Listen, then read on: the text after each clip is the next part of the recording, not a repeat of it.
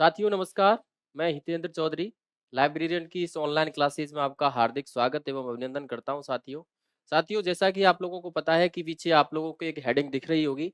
वो जो हेडिंग है इसमें है कि Punjab high court paper solution जो 2024 का है वो हम यहाँ पर सॉल्व कराने आपके लिए लेकर आए हैं।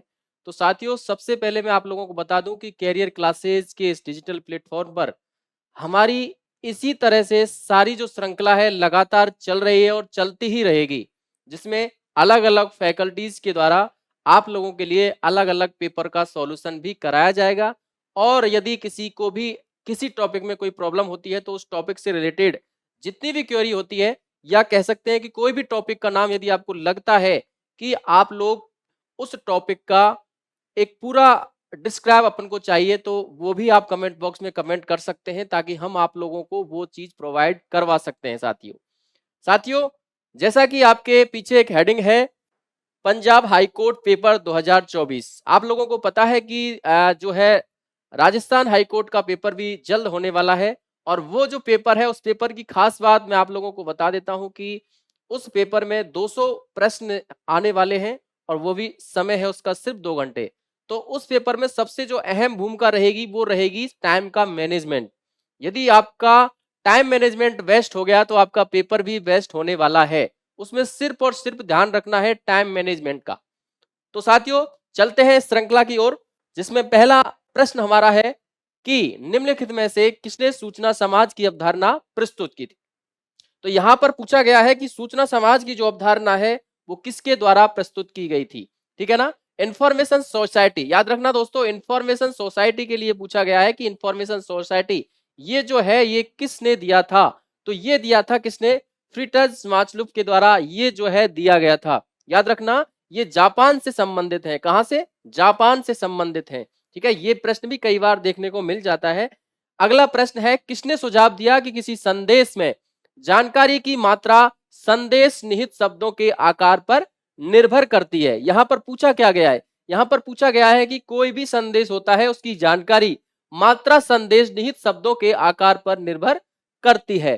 तो ये जो दिया गया था ये दिया गया था सेशन व बीवर के द्वारा। याद रखना सेशन और बीवर नाम के जो व्यक्ति हैं इन्होंने एक मॉडल दिया था, the theory of mathematical model इन्होंने दिया था 1949 में। 1949 में अमेरिका से संबंध ये रखते हैं सेशन और बीवर, और इनके द्वारा ये दिया गया था। चलिए अगला प्रश्न है आमतौर पर पेटेंट कितने दिन तक चलते हैं। देखिए साथियों इससे पहले वाला जो पेपर मैंने एक राजस्थान वाला आप लोगों को सॉल्व करवाया था, उस पेपर में मैंने आप लोगों को बताया था कि पेटेंट क्या है। तो पेटेंट एक आविष्कारकर्ता और सरकार के मध्य का एक समायोजन जिसे कह सकते हैं, उनके द्वारा, उन दोनों के द्वारा एक समायोजन कह सकते हैं, उसको कहा जाता है पेटेंट। तो यहाँ पर पेटेंट के लिए मैंने उस दिन भी आपको बताया था कि पेटेंट कितने दिन तक चलता है। तो आप लोगों की जानकारी के लिए बता दूं कि जो पेटेंट है वो 20 वर्ष तक चलता है। ठीक है, पेटेंट 20 वर्ष तक चलता है। यदि मैं बात करता कॉपीराइट की तो याद रखना दोस्तों, कॉपीराइट की अगर मैं बात करता तो कॉपीराइट लेखक की मृत्यु के 60 साल बाद तक भारत में कॉपीराइट चलता है। और कॉपीराइट का आपको पता होगा 1957 में ये कॉपीराइट एक्ट भारत में आया था। और इसी के साथ साथ मैं कहता हूं कि पेटेंट जो एक्ट है 1970 में भारत में पारित किया गया था। ठीक है दोस्तों, अगला प्रश्न है निम्नलिखित में से कौन सा बौद्धिक संपदा कानून नहीं है। यहां पर पूछा है क्या, इंटेलेक्चुअल प्रॉपर्टी लॉ, ये पूछा गया है कि बौद्धिक संपदा, कह सकते हैं कि बौद्धिक संपदा कानून नहीं है पूछा है। हमारा एक कह सकते हैं कि बौद्धिक संपदा कानून है, उसके अंदर कई सारे कानून आते हैं, तो उनमें से कौन सा नहीं है ये पूछा है। तो पहला दिया गया है कॉपीराइट, दूसरा दिया गया है ट्रेडमार्क अधिनियम, तीसरा दिया गया है पेटेंट अधिनियम और चौथा दिया गया है सीमा शुल्क अधिनियम। जैसा कि इससे पहले वाले प्रश्न में मैंने आप लोगों को बताया था कि कॉपीराइट जो अधिनियम है भारत में कब आया था, 1957 में। तो कॉपीराइट एक्ट बौद्धिक संपदा कानून में आता है, लेकिन इसमें पूछा है नहीं। तो दूसरा ऑप्शन इसमें दिया गया है कि ट्रेडमार्क अधिनियम। याद रखना दोस्तों, ट्रेडमार्क अधिनियम जो है, ट्रेडमार्क अधिनियम कब आया था, 1999 में, 1999 में ये ट्रेडमार्क अधिनियम आया था। ये भी इसमें आता है, किसमें, आईपीआर में। अगला है पेटेंट अधिनियम, और पेटेंट अधिनियम मैंने अभी आपको थोड़ी देर पहले ही बताया था कि 1970 में आया था, और ये पेटेंट अधिनियम भी किस में आता है, आईपीआर में आता है, बौद्धिक संपदा अधिकार में आता है। तो साथियों मैं आपको बता देता हूं कि सीमा शुल्क अधिनियम नाम से ऐसा कोई भी कॉपीराइट अपना कह सकते हैं कि बौद्धिक संपदा अधिकार या कानून या एक्ट में नहीं आता है। हाँ, यदि इसकी जगह एक और आता, ज्योग्राफिकल वाला, जीआई वाला अगर आता तो भी उसमें बौद्धिक संपदा कानून आता। तो ये आप लोग देख सकते हैं कि कॉपीराइट अधिनियम 1957 में आया था, ये भी याद करने वाली बात है। ट्रेडमार्क अधिनियम 1999 में आया था, तो ये भी एक याद करने वाली बात है।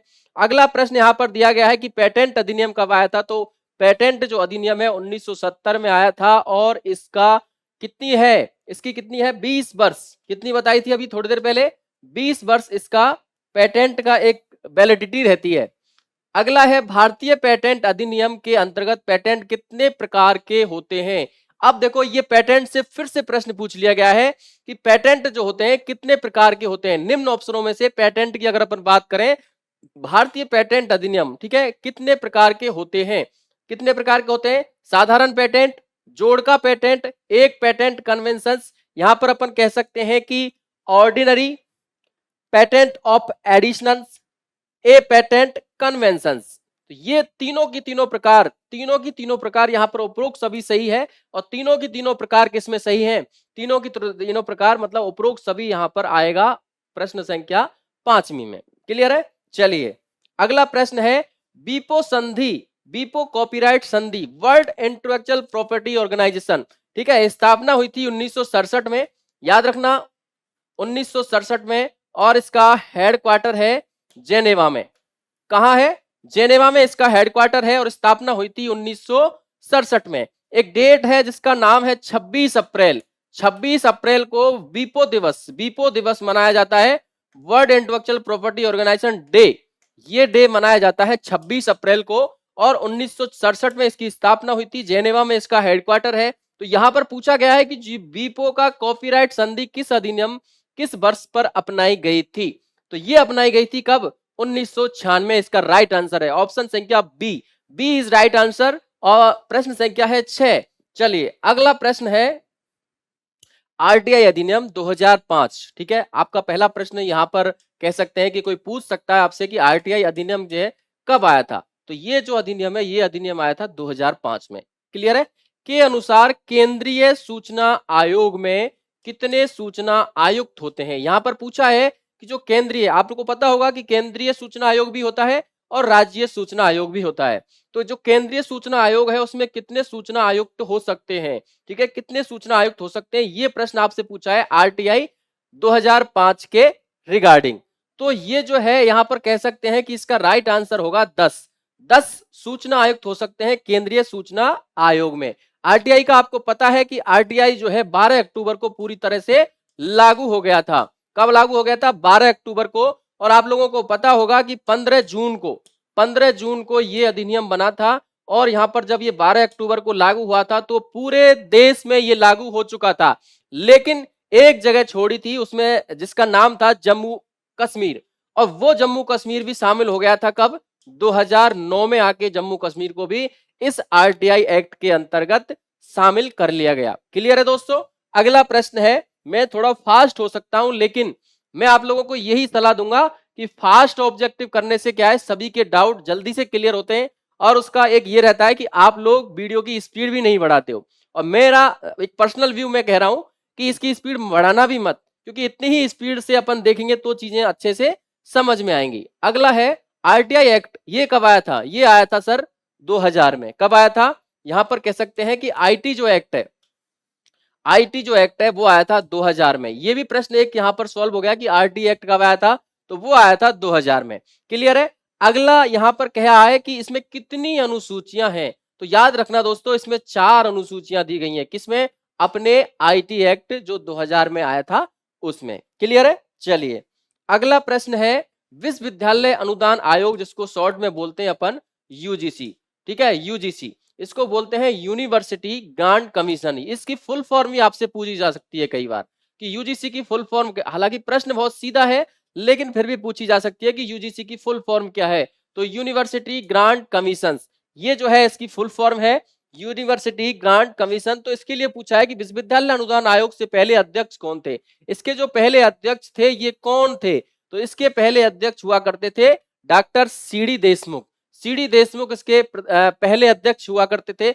अब दोस्तों मैं बात करता हूं यहां पर वर्तमान की, और वर्तमान की अपन बात करें तो वर्तमान में 2024 में, वर्तमान में 2024 में इसके अध्यक्ष कौन है, तो इसके अध्यक्ष हैं जगदीश नाम से। याद रखना दोस्तों, जगदीश नाम से इसके अध्यक्ष हैं वर्तमान में, ठीक है ना।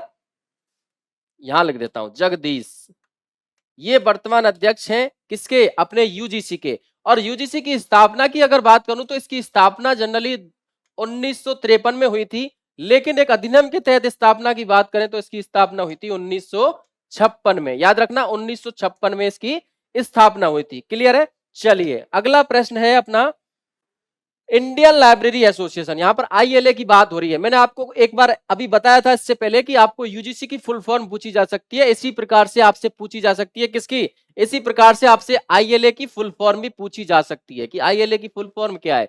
तो आईएलए की फुल फॉर्म है Indian library association. Indian library association ILA की फुल फॉर्म है। यहां पर पूछा गया है कि आईएलए का जो है परिसर कहां पर है, तो चेन्नई में, नई दिल्ली में, ग्वालियर में या जयपुर में। तो इसका राइट आंसर जो होने वाला है वो है नई दिल्ली में। आप लोगों को पता होगा कि आईएलए के अगर प्रथम अध्यक्ष की बात करें तो प्रथम अध्यक्ष इसके कौन थे, एम ए थॉमस थे।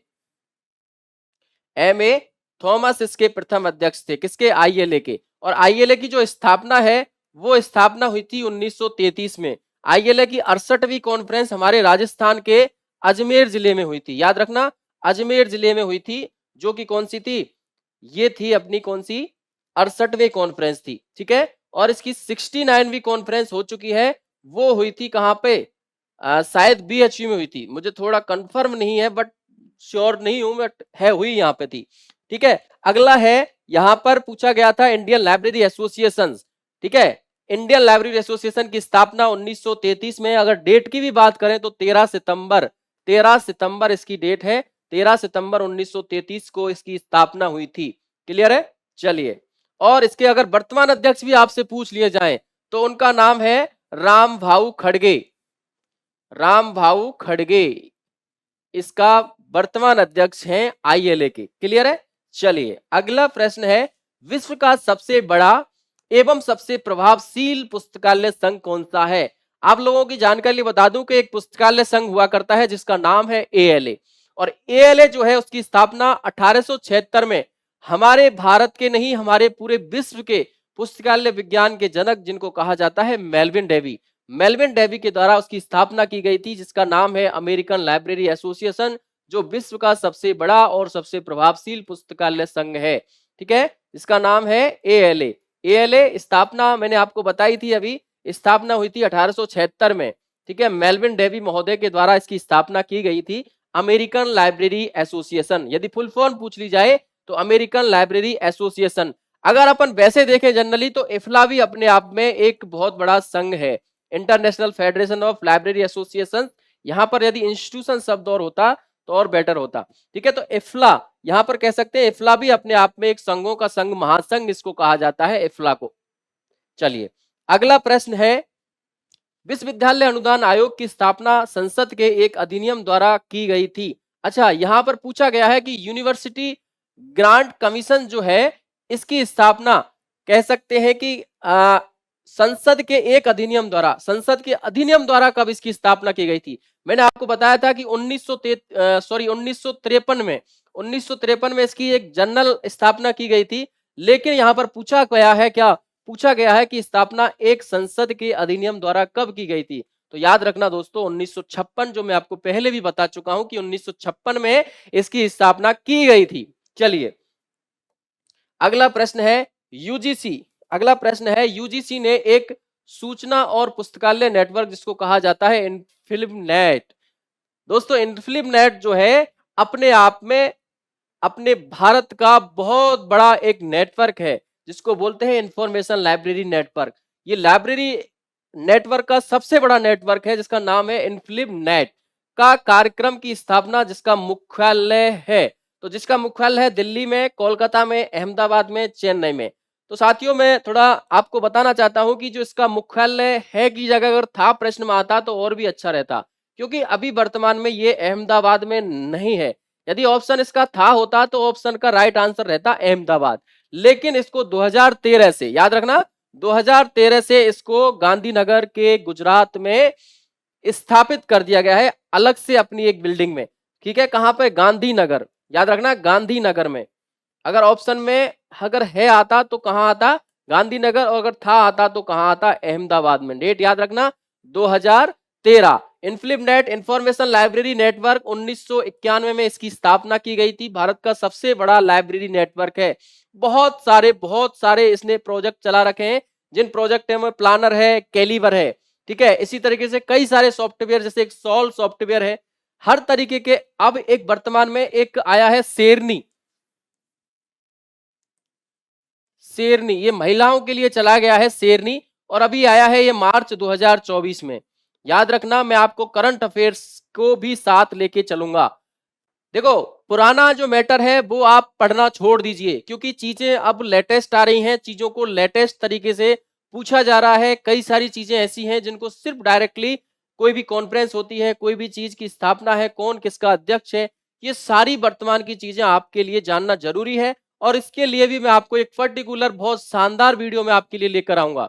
ठीक है, तो आपको याद रखना है कि इसका एक नया प्रोजेक्ट है जिसका नाम है शेरनी, और शेरनी जो प्रोजेक्ट है महिलाओं के लिए है, और ये मार्च 2024 में, डेट इसकी शायद 9 मार्च है, तो 9 मार्च 2024 को ये प्रोजेक्ट आया है। और इसी तरीके से एक प्रोजेक्ट और है इसका जिसका नाम है शोध चक्र, शोध चक्र, और वो भी प्रोजेक्ट कब आया था? 2022 में आया है। लेकिन ठीक है, ये भी प्रोजेक्ट 2022 में आया है। एक सॉफ्टवेयर है जिसका नाम है, कह सकते हैं, सॉल, और सॉल सॉफ्टवेयर का वर्तमान में सॉफ्टवेयर फॉर यूनिवर्सिटी लाइब्रेरी, इसका वर्तमान जो एडिशन है वो वर्तमान एडिशन आया है 2021 में, और वर्तमान इसका एडिशन है 3.0। तो इसी तरीके की जो लेटेस्ट जानकारी है वो भी मैं आपको साथ साथ कराता चलूंगा। पुरानी तरह से आप बिल्कुल बुरी तरह पढ़ना छोड़ दीजिए, नई चीजों को पढ़ना थोड़ा सा स्टार्ट करिए ताकि चीजें आसान हो। क्लियर है? चलिए, विद्वान जो इन्फिलिपनेट का, मैंने अभी आपको बताया कि इन्फिलिपनेट अपने आप में एक बहुत बड़ा नेटवर्क है, 1991 में स्थापना हुई थी। और यहां पर मैं कह सकता हूं 1991 में इसकी स्थापना हुई थी, और 1991 की स्थापना के साथ साथ यहाँ पर विद्वान दिया गया है। तो विद्वान किसके लिए दिया गया था? किसने? इन्फिलिपनेट ने। तो आपसे पूछा यह भी जा सकता है कि एक विद्वान डाटाबेस है, और वो डाटाबेस किसका है? तो इन्फिलिपनेट का है। यहां पर आप कंफ्यूज नहीं होना। और ये दिया गया है किसके लिए? राष्ट्रीय स्तर पर विशेषज्ञों का एक डाटाबेस, और शोधकर्ताओं और वैज्ञानिकों का एक नेटवर्क, ये भी आप लोगों के लिए दिया गया है। तो ये किसके लिए दिया गया है? विद्वान के लिए। ठीक है, विद्वान किसका है? इन्फिलिपनेट का है, और राष्ट्रीय स्तर पर विशेषज्ञों, याद रखना, विशेषज्ञों का एक डाटाबेस है। किसका? विशेषज्ञों का और शोधकर्ताओं का, दो है, विशेषज्ञ भी हैं और शोधकर्ता हैं, और वैज्ञानिकों का भी एक नेटवर्क है जिसको बोलते हैं विद्वान डाटाबेस। किसका है? इन्फिलिपनेट का है। क्लियर है? चलिए अगला प्रश्न है, चलिए इसमें पूछा गया है डीआरटीसी। देखिए दोस्तों, डीआरटीसी हमारे भारत के पुस्तकालय विज्ञान के जनक जिनको कहा जाता है, doctor S R Ranganathan. S R Ranganathan के द्वारा इस डीआरटीसी की स्थापना 1962 में की गई थी। कहां की गई थी? 62 में की गई थी, और हमारे डॉक्टर एस आर रंगनाथन ने यहां पर अपना अंतिम समय यहीं पर बिताया था। ठीक है, उसके बाद उनकी मृत्यु हो गई थी, उनकी कह सकते हैं कि परलोक गमन हो गया था। और यहां पर पूछा क्या है कि डीआरटीसी की फुल फॉर्म क्या है? तो डीआरटीसी की फुल फॉर्म को लेके अपन बात करें तो defence research and training centre नहीं होगा, documentation research and training centre, बिल्कुल इसका राइट आंसर जो होगा documentation research and training centre. DRTC की फुल फॉर्म पूछी है, स्थापना पूछ ले कि किसने की, तो डॉक्टर एस आर रंगनाथन ने। कब की थी? तो 1962 में की थी। और documentation and research and training centre इसकी फुल फॉर्म है। क्लियर है दोस्तों? चलिए अगला प्रश्न है, भारतीय राष्ट्रीय वैज्ञानिक दस्तावेजीकरण जिसको बोलते हैं इंचडॉक, किस शहर में है? Indian national scientific documentation centre. याद रखना इंचडॉक की फुल फॉर्म, हालांकि वर्तमान में इंचडॉक का एक गहरा इतिहास बन चुका है कि इसके नाम बदलते बदलते बदलते बदलते आज निष्पर तक पहुंच चुका है। इंचडॉक निष्पर तक पहुंच चुका है। अब मैं आपको इसकी हिस्ट्री बता देता हूं कि जैसे मान लीजिए हमारा जो इंचडॉक है, ठीक है, इंचडॉक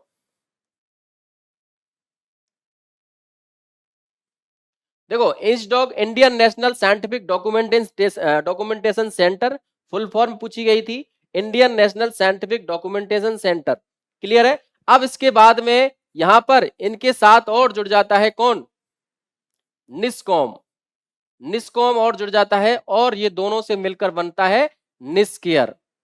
क्या बनता है, निस्केयर।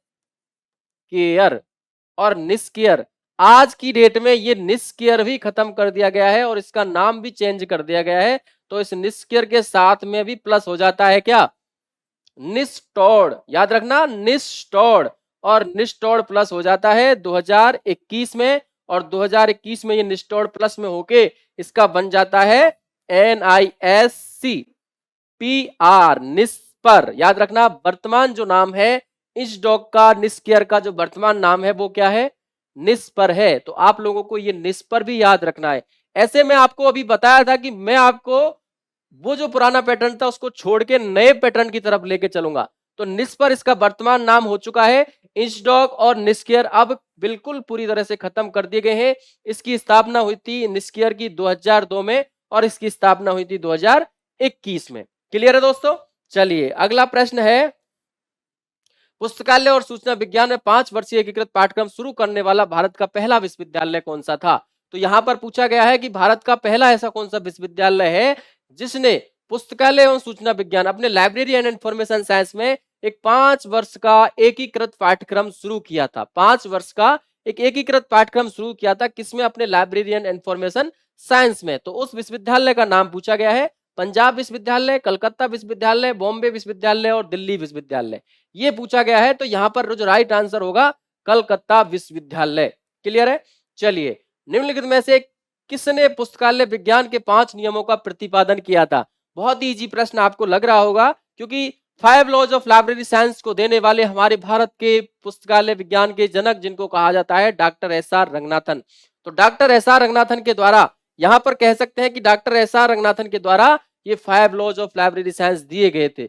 मैंने आपको पहले वाली वीडियो में भी बताया था कि 5 लॉज ऑफ लाइब्रेरी साइंस का अगर पूरा के पूरा आपको हिस्ट्री पढ़ना है तो वो एक वीडियो मैंने डाल रखा है, उसमें जाके पढ़ सकते हैं। लेकिन इसमें फिर भी मैं आपको ब्रीफ बता देता हूं कि 5 लॉज ऑफ लाइब्रेरी साइंस का अगर प्रतिपादन पूछ ले तो इसका प्रतिपादन हुआ था 1928 में, और प्रतिपादन हुआ था यहां पर कह सकते हैं कि मीनाक्षी कॉलेज अन्नामलाई का नगर में। क्लियर है। उसके बाद में ये पब्लिश हो गए थे कब, ये पब्लिश हो गए थे कब, 1931 में। 5 लॉज ऑफ लाइब्रेरी साइंस, जैसे कि आप जानते होंगे, पुस्तकें उपयोग के लिए है, प्रत्येक पाठक को उसकी पुस्तक मिले, प्रत्येक पुस्तक को उसका पाठक मिले, पाठक का समय बचे, और पुस्तकालय एक वर्धनशील संस्था है। तो ये 5 लॉज दिए गए थे 1931 में। ठीक है। भारत के पुस्तकालय विज्ञान के जनक कौन, डॉक्टर SR रंगनाथन के द्वारा ये दिए गए थे। क्लियर है। चलिए अगला प्रश्न है, बिग 6। ये बिग 6 जो है सूचना साक्षरता का एक मॉडल है, और ये सूचना साक्षरता का मॉडल किसके द्वारा दिया गया था। यहां पर कह सकते हैं कि 6 चरण इसके बताए गए हैं इस बिग 6 मॉडल के, जो कि एक इंफॉर्मेशन लिटरेसी का एक मॉडल है। ये किसके द्वारा दिया गया था, तो ये किसके दिया गया था, ये दिया गया था MB इसेनबर्ग और आइसबर्गोविट्स के द्वारा ये दिया गया था। तो इसका राइट आंसर जो होगा, इसका राइट आंसर होगा क्या, डी। चलिए अगला प्रश्न है, किसने 21वीं सदी के पुस्तकालय को दीवारों के बिना एक पुस्तकालय, क्या कहा, दीवारों के बिना पुस्तकालय। तो दीवारों के बिना पुस्तकालय को क्या कहा जाता है, पहले तो ये सोच लो। दीवारों के बिना यदि कोई पुस्तकालय है उसको कहा जाता है वर्चुअल लाइब्रेरी। और वर्चुअल लाइब्रेरी का मतलब होता है कि जैसे मान लीजिए आप अपने फोन को ओपन करते हैं, उस ओपन में किसी लाइब्रेरी में जाते हैं, और लाइब्रेरी में जाके उसमें देखते हैं कि बहुत सारी किताबें की डिस्प्ले मिलती है, और उसमें से एक पर्टिकुलर किताब को आप पढ़ना उस मोबाइल पे शुरू कर देते हैं, तो उसको बोलेंगे एक तरीके से वर्चुअल लाइब्रेरी, मतलब बिना दीवारों की एक पुस्तकालय जिसको कहा जाएगा। तो यहाँ पर दीवारों के बिना एक पुस्तकालय वर्चुअल लाइब्रेरी कहा जाता है के रूप में परिभाषित किया, कि जिसमें संग्रह, कागज, माइक्रोफोम, भौतिक स्थान पर किसी अन्य मूर्त पर मौजूद नहीं है, लेकिन कंप्यूटर नेटवर्क के माध्यम से डिजिटल प्रारूप में, इलेक्ट्रॉनिक रूप में पहुंचने योग्य है। तो ये जो है 21वीं सदी के पुस्तकालयों को किसने कहा था, ऐसा कहने वाले व्यक्ति कौन थे, ये प्रश्न आप लोगों से पूछा गया है। तो साथियों ऐसा कहने वाले व्यक्ति थे जिनका नाम था रीट्स। ठीक है ना, रीट्स। अगला है, विषय शब्दकोश क्या होता है। तो देखिए दोस्तों, डिक्शनरी, डिक्शनरी यदि अपन वैसे जनरली देखें तो ये इंफॉर्मेशन सोर्स है, सूचना के स्रोत हैं, डिक्शनरी हुआ, एनसाइक्लोपीडिया हुआ, ईयर बुक हुई, बायोग्राफी हुई, तो ये सारे की सारे अपने सूचना के स्रोत होते हैं। उन सूचना के स्रोतों में पूछा गया है कि विषय, यहाँ पर शब्दकोशों की बात करें तो शब्दकोश भी कई प्रकार के होते हैं। विषय का प्रकार होता है, सामान्य भी होते हैं, विशिष्ट भी होते हैं, ठीक है, विषय के भी होते हैं। जैसे आपका कह सकते हैं कौन सा, ऑक्सफोर्ड डिक्शनरी, तो ऑक्सफोर्ड डिक्शनरी है अपने आप में एक सामान्य एक शब्दकोश है, ठीक है ना। तो यहां पर पूछा क्या गया कि पर्टिकुलर विषय के लिए पूछा गया कि विषय शब्दकोश क्या होता है। तो किसी विशेष विषय से संबंधित, सामान्य विषय से संबंधित, सभी विषयों से संबंधित, केवल एक विषय से संबंधित। तो विषय शब्दकोश जो होता है किसी विशेष विषय से संबंधित होता है, ठीक है ना। यहाँ पर पर्टिकुलर विषय शब्दकोश से संबंधित पूछा है, यहाँ पर पर्टिकुलर सब्जेक्ट डिक्शनरी के लिए पूछा है, तो किसी विशेष विषय से संबंधित। क्लियर है। चलिए अगला प्रश्न है, ई पुस्तकें संग्रहित की जा सकती हैं हार्ड डिस्क सर्वर पर, सीडी रोम पर, डीवीडी रोम पर या सभी पर। आप लोगों को पता होगा कि जो ई बुक्स होती हैं, जैसे मान लीजिए कोई भी फाइल होती है, वो फाइल आप किस बेस में ले सकते हैं। तो आप क्या हार्ड डिस्क में ले सकते हैं क्या? बिल्कुल ले सकते हैं। सीडी रोम में ले सकते हैं क्या? ले सकते हैं, कि सारे के सारे सेकेंडरी सोर्स होते हैं और सेकेंडरी सोर्स में अपन अपनी मेमोरी में इन चीजों को डाल सकते हैं। तो इसलिए कह सकते हैं कि ई जो बुक्स होती हैं, ई बुक्स इन सारी चीजों में संग्रहित है, तो डी आंसर इसका राइट होगा। क्लियर है। चलिए अगला प्रश्न है, विश्वविद्यालय स्तर पर संकाय छात्रों और अनुसंधान कर्मचारियों के लिए प्रासंगिक इंटरनेट संसाधनों का एक आभासी लाइब्रेरी, ये किसके लिए कहा गया है? तो इसका मैं राइट आंसर ही आपको बता देता हूं, क्योंकि प्रश्न जो है आगे नहीं दिया गया। तो इसका राइट आंसर होगा इन्फोमाइन, विद्यमान इंटरनेट संसाधन संग्रह। क्या होगा? इन्फोमाइन, इसमें आप दे सकते हैं, ठीक है। ये किसके लिए? स्कॉलरली इंटरनेट रिसोर्स कलेक्शन के लिए है। कौन सा? इन्फोमाइन। क्लियर है। चलिए अगला प्रश्न है, अगला प्रश्न है, निम्नलिखित में से कौन सी एक विशेष रूप से डिजाइन की गई वेबसाइट है जो अक्सर जानकारी तक पहुंच के एकल बिंदु के रूप में कार्य करती है? तो ये यहां पर पूछा गया है, निम्नलिखित में से कौन सी एक विशेष रूप से डिजाइन की गई वेबसाइट है जो अक्सर जानकारी तक पहुंच के एकल बिंदु, जानकारी के पहुंच के एकल बिंदु के रूप में कार्य करती है? तो वो किसके लिए है? तो वो है किसके लिए? निम्न में से कौन सी एक विशेष रूप से डिजाइन की गई वेबसाइट, विशेष रूप से डिजाइन की गई वेबसाइट अक्सर जानकारी तक पहुंच के लिए एकल बिंदु के रूप में कार्य करती है? मैं इसमें थोड़ा सा कंफ्यूज हो गया हूं, इसको स्टार मार्क कर लीजिए। ये उत्तर मैं तुक्का नहीं मार सकता। चलिए, एक इलेक्ट्रॉनिक संचार मंच जो किसी सामान्य विषय या थीम से जुड़े पोस्ट किए गए संदेशों और लेखों को होस्ट करता है, क्या कहलाता है? वो कहलाता है बुलेटिन बोर्ड। याद रखना, बुलेटिन बोर्ड कहलाता है, ठीक है। बुलेटिन बोर्ड जिस पर अपन कोई भी चीज रख सकते हैं, प्रकाशित कर सकते हैं। वह डेटाबेस जिसमें पाठ्य और संख्यात्मक डेटा का मिश्रण होता है, उसको क्या कहा जाता है? तो साथियों देखो, वह डेटाबेस एक डेटाबेस है जिसमें पाठ्य सामग्री भी है और संख्यात्मक डेटा भी है, उसका मिश्रण है, तो उसको कहा जाता है फुल टेक्स्ट डेटाबेस। क्या कहा जाता है? फुल टेक्स्ट डेटाबेस उसको कहा जाता है। क्लियर है। चलिए अगला प्रश्न है, वेब 2.0 का आविष्कार किसके द्वारा किया गया था? देखो आपको पता होगा कि वेब 01, वेब 02, वेब 03, ये 3 वेब हैं। इनका कह सकते हैं कि ये 2.0 जो कब आया था? 1999 में आया था। ये जो है ये किसके द्वारा दिया गया था? तो ये दिया गया था डार्सी डी नुक्की के द्वारा दिया गया था। कौन सा? वेब 2.0। चलिए अगला है, ask the library. Ask the library ये लाइब्रेरी ऑफ कांग्रेस का चलता है, और ये जो है इंटरनेट आधारित सेवा है, प्रश्न आधारित सेवा है, उत्तर आधारित, या ए और बी दोनों, या उपरोक्त में से कोई भी नहीं। तो आस्क मतलब प्रश्न पूछता है और उसका उत्तर भी देते हैं, तो ये दोनों पर आधारित है, प्रश्न पर भी आधारित है और उत्तर पर भी आधारित है। लाइब्रेरी ऑफ कांग्रेस की ये एक आस्क द लाइब्रेरी एक प्रोजेक्ट है, उसके द्वारा चलाया जाता है। तो उसमें राइट आंसर जो होगा वो सी होगा। क्लियर है। चलिए अगला प्रश्न है, गैर लाभकारी कौन? विकिपीडिया। विकिपीडिया फाउंडेशन के स्वामित्व वाला विकिपीडिया 15 जनवरी, याद रखना डेट इंपॉर्टेंट है कि 15 जनवरी, याद रखना डेट इंपॉर्टेंट है। मैं फिर से आप लोगों के लिए कह देता हूं कि 15 जनवरी विकिपीडिया की स्थापना, 15 जनवरी। इसका इंपॉर्टेंट मैं इसलिए आप लोगों को कह रहा हूं कि college librarian, Rajasthan college librarian में एक प्रश्न पूछा गया था जिसका नाम था न्यूपीडिया। जो विकिपीडिया का पहले का नाम हुआ करता था, उसकी स्थापना हुई थी 2000 में। कब हुई थी? 2000 में। याद रखना कब हुई थी? 2000 में। उसके बाद 2001 में न्यूपीडिया की जगह कौन आ गया था? विकिपीडिया आ गया था 15 जनवरी 2001 को। और 15 जनवरी 2001 को जिसकी स्थापना किसने की थी? जिमी बेल्स और लैरी सेंगर के द्वारा, जिमी बेल्स और विसेंट के द्वारा, लैरी सेंगर और कैथी के द्वारा, डब्ल्यू ऑफ फोर्ट और डब्ल्यू के द्वारा। तो इसकी स्थापना की गई थी जिमी बेल्स और लैरी सेंगर के द्वारा 15 जनवरी 2001 को। याद रखना 15 जनवरी 2001 को इसकी स्थापना की गई थी दोस्तों। चलिए अगला प्रश्न है और अंतिम प्रश्न है कि जो एग्रिस है, एग्रिस की स्थापना यहां पर कह सकते हैं किसके द्वारा संचालित है? अपना एक एग्रीकल्चर का है एग्रिस, और एग्रिस की स्थापना मतलब किसके द्वारा इसको संचालित किया जा रहा है? तो इसको संचालित किया जा रहा है किसके द्वारा? FAO के द्वारा, ठीक है ना। FAO के द्वारा, जिसकी स्थापना हुई थी 1945 में, और एग्रिस की स्थापना हुई थी कब? 1975 में। तो एग्रिस जो है, एग्रिस का जो संचालन है वो कौन कर रहा है? FOA के द्वारा किया जा रहा है। तो साथियों नमस्कार, धन्यवाद, बहुत बहुत आभार आप लोगों का। आप लोगों का कल जो पेपर होने वाला है राजस्थान हाईकोर्ट का, उसके लिए बहुत बहुत बहुत आपको एडवांस में बधाई और ऑल द बेस्ट। तो साथियों मैं आपसे उस पेपर के रिगार्डिंग सिर्फ एक बात और कहना चाहूंगा कि आप लोगों को सिर्फ ध्यान रखना है टाइम मैनेजमेंट का।